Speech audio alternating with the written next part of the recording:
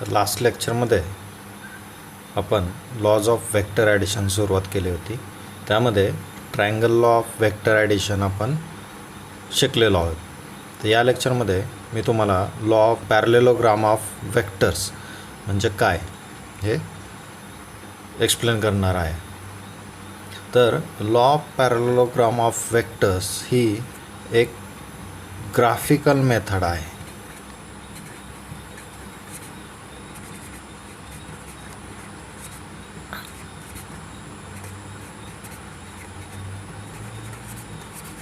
Vector ॲडिशनसाठी ही एक ग्राफिकल मेथड आहे. ग्राफिकल मेथड आणि analytical method.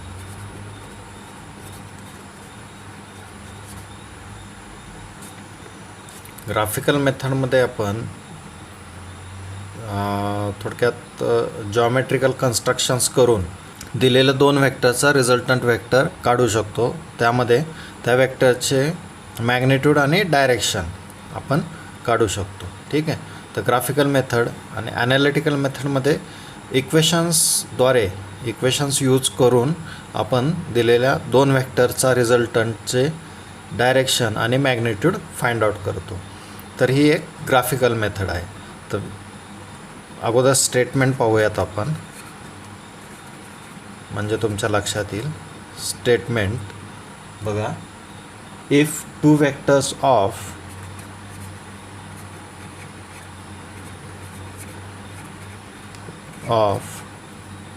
Same type,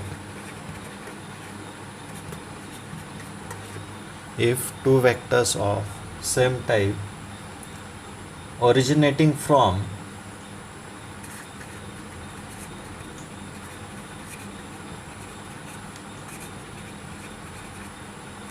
same point, that is starting at same point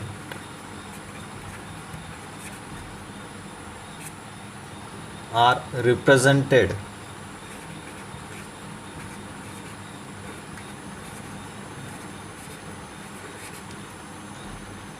in magnitude and direction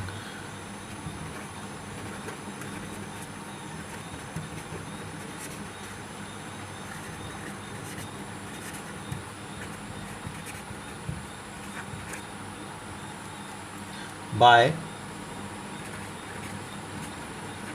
two adjacent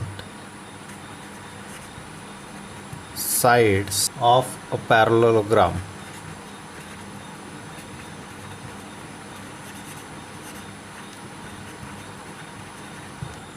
And their resultant vector is given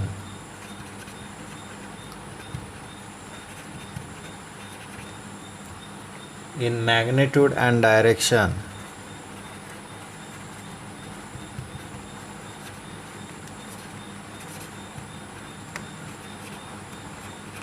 by diagonal of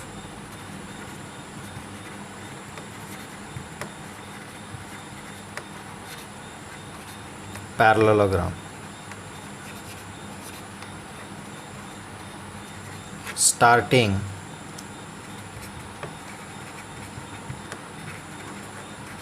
from the origin. तो बघा, if two vectors of same type originating from the same point, two vectors of same type originating from the same point, say vector P and vector Q are the two vectors which are originating at point O from same point, that is starting at the same point.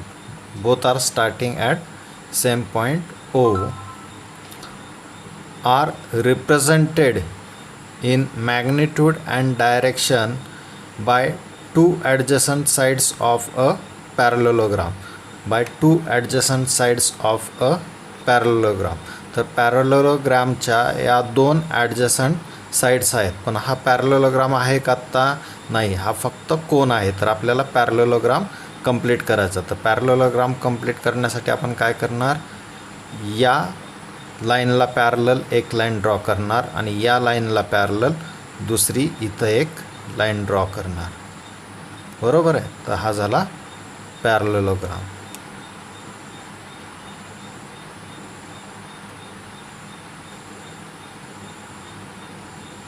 ठीक आहे. तर O A B आणि C हे 3 point आपण इथं mark केले.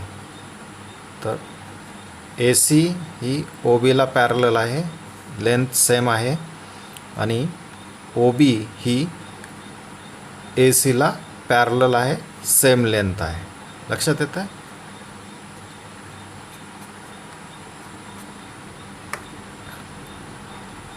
Parallel आणि same लेंथचा हा पॅरलोग्राम झाला. By two adjacent sides of a parallelogram and, तर हे दोन ॲडजसंट साईड्स झाल्या पॅरलोग्रामच्या. And their resultant vector is given, resultant vector is given in magnitude and direction by the diagonal, by the diagonal. तर diagonal हा काय येणार, O C हा डायगोनल झाला. तर diagonal of a parallelogram starting from the origin, starting from the origin. तर ओरिजिनपासून start म्हणजे या डायरेक्शनमध्ये रिझल्टंट असेल. तर रिझल्टंटची डायरेक्शन ही आहे. ठीक आहे. तर हा झाला तुमचा law of parallelogram of vectors. मग आता हा आपल्याला या रिझल्टंटचा, तर रिझल्टंट काय, suppose R bar is the resultant, R bar is equal to P bar plus Q bar. तर आता आपल्याला या आर बारचं मॅग्निट्यूड किती आहे ते काढावं लागेल आणि याची डायरेक्शन काय आहे ते काढावं लागेल. तर ते कसं काढायचं ते बघा. तर यामध्ये बघा, आता इथं काही अँगल्स दाखवले आहेत मी. तर अँगल ए ओ बी हा थिटा आहे, म्हणजे दिलेल्या दोन वेक्टर्समधला अँगल थिटा आहे. रिझल्टंट आणि वेक्टर पी मधला अँगल गॅमा आहे, आणि वेक्टर बी आणि रिझल्टंट मधला अँगल बीटा आहे, बीटा आणि गॅमा. तर ए ओ सी हा गॅमा आहे आणि बी ओ सी हा बीटा आहे. लक्षात येतं. तो theta is equal to beta plus gamma, theta is equal to beta, theta is equal to beta plus gamma. ठीक आहे. मग आता यावरून आपल्याला या रिझल्टंट ओ सीचा और आरचा मॅग्निट्यूड आणि डायरेक्शन काढायची. ठीक आहे. तर कशी काढायची बघा. आता या डायग्रामवरून मी काय लिहितो आहे, O A is equal to O A is equal to vector P आहे, O B is equal to vector Q आहे, आणि O C is equal to vector R bar आहे, which is equal to P bar plus Q bar. ठीक आहे. And angle A O B is equal to theta, angle A O C is equal to gamma, angle B O C is equal to beta. ठीक आहे. मग to find the magnitude of R bar, to find the magnitude of R bar म्हणजे R बारचं magnitude find करण्यासाठी काय करायचं, आपल्याला एक construction करावं लागेल. कन्स्ट्रक्शन काय करायचं बघा, या सी मधून ओ ए वरती एक परपेंडिक्युलर ड्रॉ करायचा, एक परपेंडिक्युलर ड्रॉ करायचा. तर ओ ए एक्सटेंड करायची आणि सी मधून ओ ए वरती एक परपेंडिक्युलर ड्रॉ करायचा पॉईंट डी. तर हा अँगल किती झाला, थीटा. हा अँगल थीटा आणि हा अँगल किती झाला, 90 मायनस थीटा. हा अँगल झाला 90 मायनस थीटा. लक्षात आलं कन्स्ट्रक्शन काय करायचं ते. To find the magnitude of R, draw a perpendicular from point C on O A. O A extend करायची आणि सी मधून पॉईंट डीला एक परपेंडिक्युलर ड्रॉ करायचं. मग therefore in right angle triangle ODC, in right angle triangle ODC हा मोठा triangle मध्ये पायथागोरसचा प्रमेय आपण अप्लाय करू शकतो.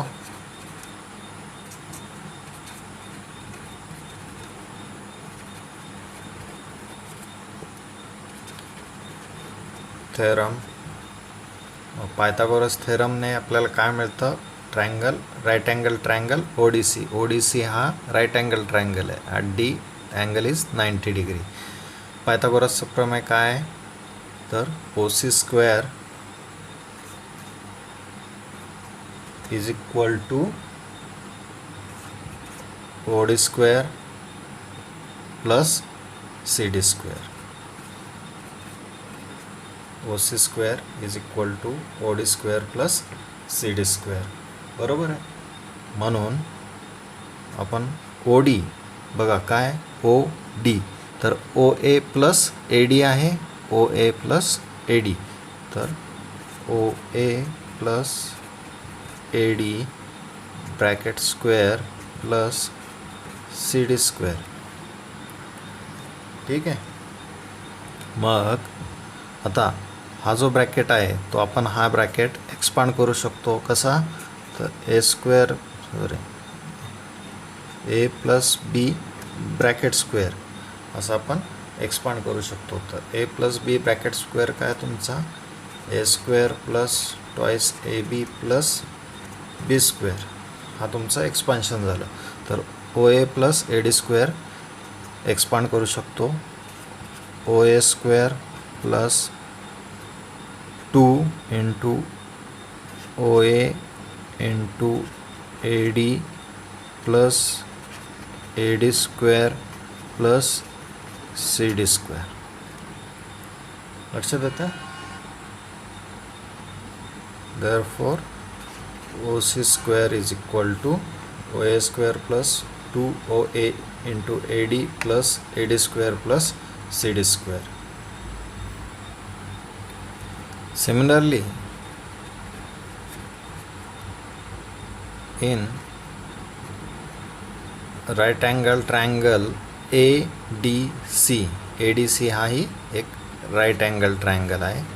In right angle triangle ADC, again using applying Pythagoras theorem, what we get, ADC, तर AC हा डायगोनल आहे. AC square plus sorry A C square is equal to A D square plus C D square. A D square plus C D square. मग बघा आता इथं A C square is equal to A D square plus C D square. तर इथंही A D square plus C D square आहे, A D square plus C D square आहे. मग ही value आपण या इक्वेशनमध्ये पुट करू शकतो. Therefore O C square is equal to OA square plus 2OA into AD plus AC square. तर ही value आपण इथं पुट करू शकतो. हे झालं तुमचं इक्वेशन 1. मग या इक्वेशन 1मध्ये बघा OCची व्हॅल्यू किती आहे R बार, OAची व्हॅल्यू काय P बार, 2OA into AD, 2OA P बार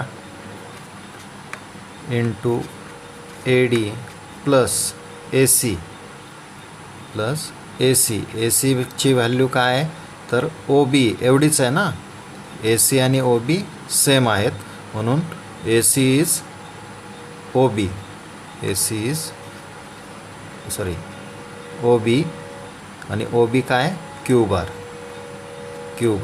तर हा स्क्वेअर झाला, हा स्क्वेअर झाला आणि हाही स्क्वेअर झाला. तर आता ही ADची व्हॅल्यू आपल्याला काढायची आहे. तर कशी काढणार आपण ADची व्हॅल्यू काढण्यासाठी ट्रायंगल ADC वापरणार आहोत. In triangle ADC D 90 degree आहे, हा अँगल θ डिग्री आहे. तर आपल्याला AD काढायची बरोबर आहे. तर ADची व्हॅल्यू काय येईल आपल्याला AD is equal to AC into cos theta, लगतची बाजू आहे ना ही. So AC into cos theta. ठीक आहे, लक्षात येतं. तर मग आपण ADच्या ऐवजी ही व्हॅल्यू पुट करू शकतो. आपलं इक्वेशन काही ADची व्हॅल्यू पुट केल्यानंतर इक्वेशन काय येईल बघा R square is equal to P square plus 2P into ADची व्हॅल्यू आहे AC cos theta plus Q square. आता इथं बार लिहिलं नाही कारण आपल्याला मॅग्नेट्यूड काढायचं, त्यामुळे मी इथं बार लिहिलं नाही. आपण फक्त मॅग्नेट्यूड वापरणार आहोत. ठीक आहे. तर AC कॉस थिटा. मग AC इथं AC काय तर AC is equal to Q bar. म्हणून AC is equal to Q. ठीक आहे, magnitude. Therefore R square is equal to P square plus 2PQ cos theta plus Q square. म्हणून magnitude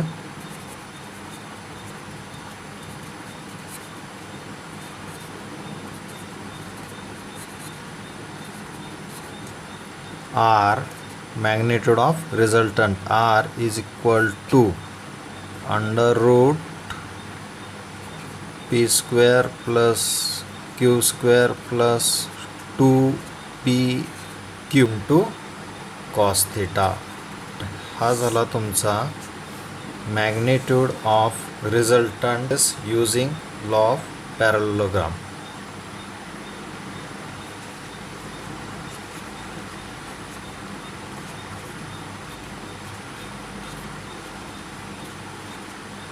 Or sorry, not forces, two vectors using law of parallelogram.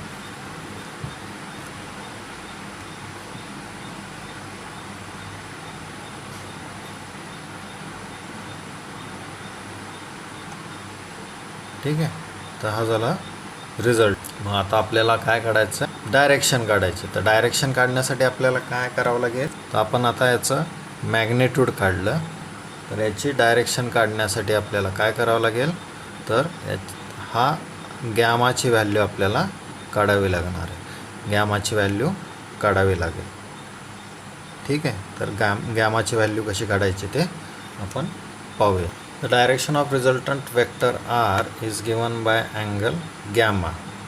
So we have to find out the angle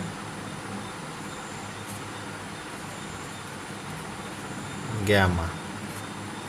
angle gamma find out केला तर आपल्याला रिझल्टंटची direction मिळेल with horizontal. तर बघा आता याच्यामध्ये कशी फाइंड आउट करायची, तर consider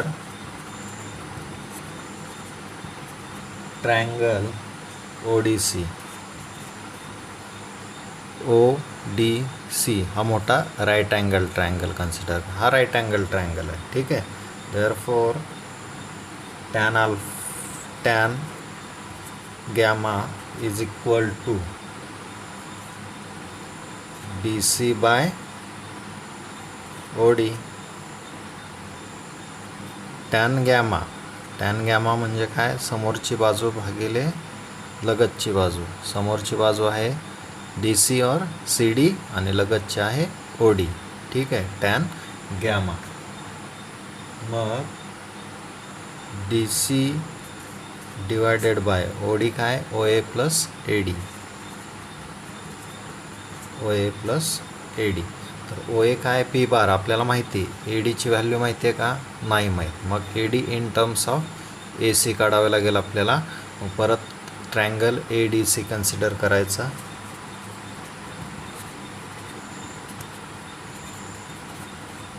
ADC consider triangle ADC sine theta C D divided by AC. Sorry, हे कॉस थीटा झाला. Sine theta is CD divided by AC. Sine theta is CD divided by AC.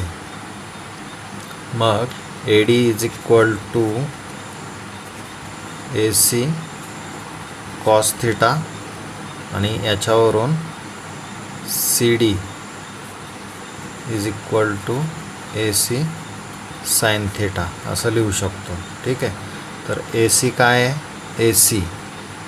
AC हा OBला parallel आहे म्हणजेच Q आहे.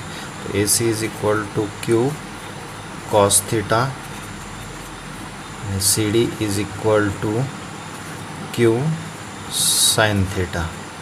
CD is equal to Q sine theta.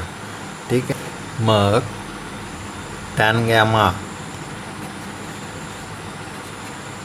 Is equal to DC ची value काय, Q sine theta.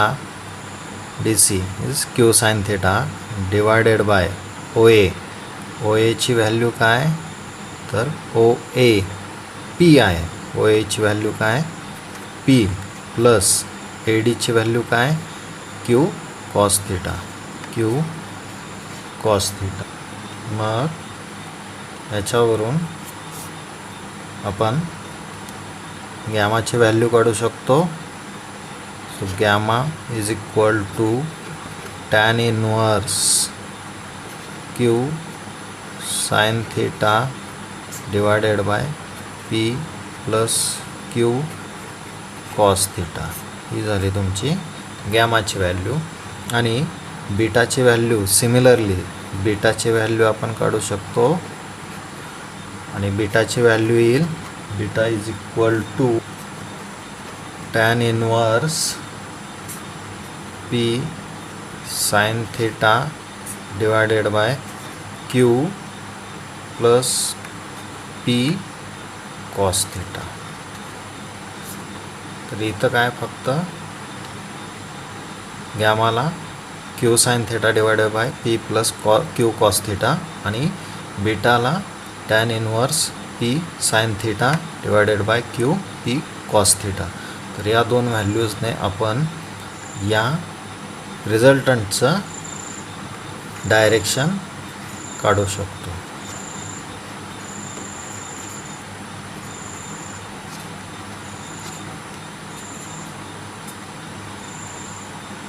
तर हा झाला law parallelogram of vector. ठीक आहे.